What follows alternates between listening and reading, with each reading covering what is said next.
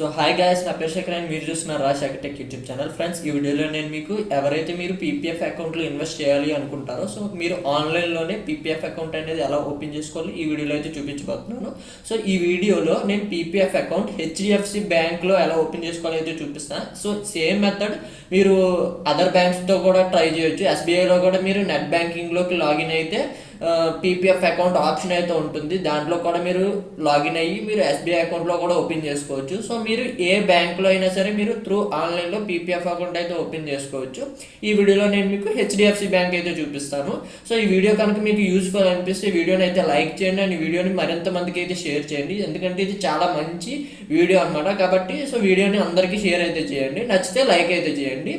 And ఈ PPF account ఏంటి, దీనివల్ల బెనిఫిట్స్ ఏంటి అనేది నేను ఒక సెపరేట్ షార్ట్ వీడియో అయితే చేస్తాను. సో ఆ షార్ట్ వీడియోలో మీకు లింక్ డిస్క్రిప్షన్లో అయితే ఇస్తాను తర్వాత. సో ఆ తర్వాత అయితే అప్లోడ్ చేస్తాను.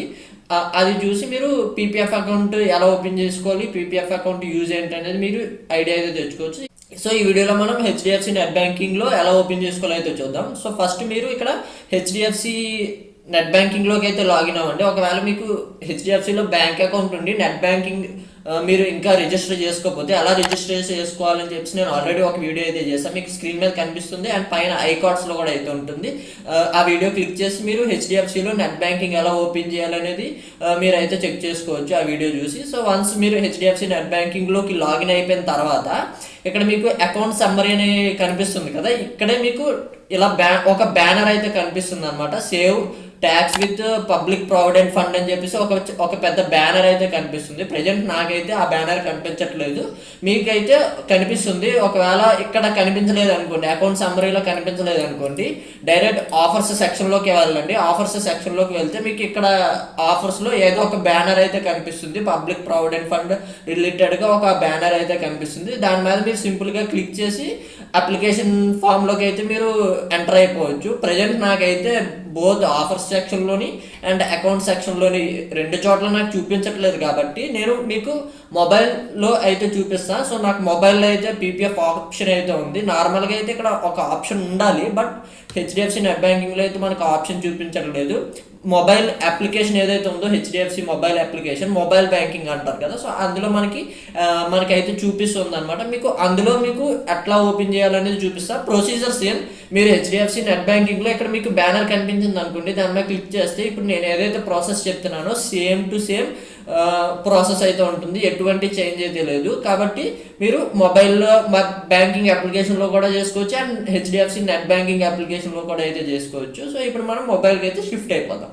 ఫ్రెండ్స్, మీరు మీ HDFC mobile banking application open చేసి అంటే మీ అథెంటికేషన్ లాగిన్ డీటెయిల్స్ తోటి లాగిన్ అయిపోయి ఓపెన్ చేసిన తర్వాత మీకు హెచ్డిఎఫ్సి మొబైల్ బ్యాంకింగ్ యాప్ అయితే మీకు ఈ విధంగా ఇంటర్ఫేస్ అయితే ఉంటుంది. పైగా మీ సేవింగ్స్ అకౌంట్ అంతా అయితే కనిపిస్తూ ఉంటుంది.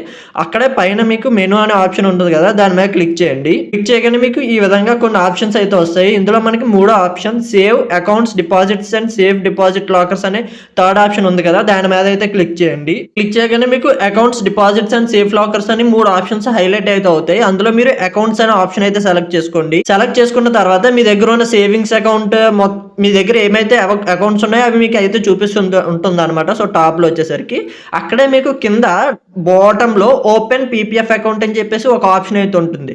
మీరు పీపీఎఫ్ అకౌంట్ ఓపెన్ చేయాలనుకుంటే మీరు ఈ ఆప్షన్ అయితే క్లిక్ చేయాలి.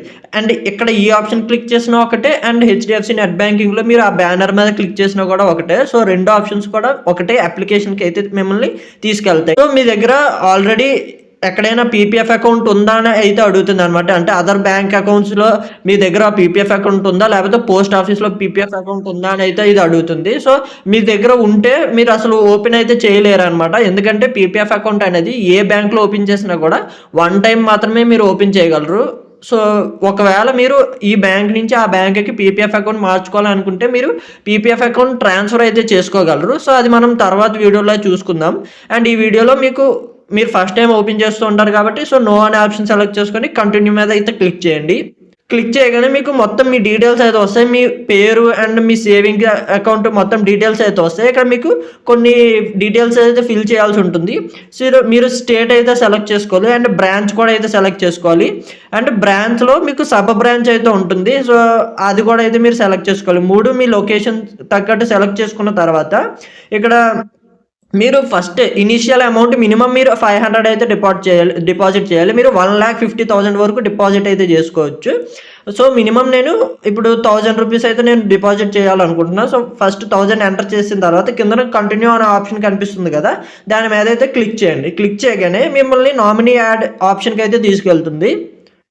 సో ఇక్కడ మీరు మీ నామినీని అయితే యాడ్ చేసేసుకోవచ్చు. కంప్లీట్ వాళ్ళ డీటెయిల్స్ అన్నీ మీరు ఆల్రెడీ ఫిల్ చేసి ఉంటారు కాబట్టి, మీ బ్యాంక్ అకౌంట్లో నామినీ డీటెయిల్స్ ఉంటాయి కాబట్టి అవే నామినీ డీటెయిల్స్ మీకు ఎక్కడైతే వచ్చేస్తాయి. కావాలంటే మీరు కొత్తగా ఎవరినైనా యాడ్ చేసుకోవాలన్నా సరే యాడ్ అయితే చేసుకోవచ్చు. మొత్తం అన్నీ చెక్ చేసుకున్న తర్వాత ఇక్కడ మీకు చెక్ బాక్స్ కనిపిస్తుంది కదా, ఐఎమ్ అవేర్ ఆఫ్ అక్నాలెడ్జ్మెంట్ అని, ఆ చెక్ బాక్స్ క్లిక్ చేసి కింద కంటిన్యూ అనే ఆప్షన్ మీద అయితే క్లిక్ చేయండి.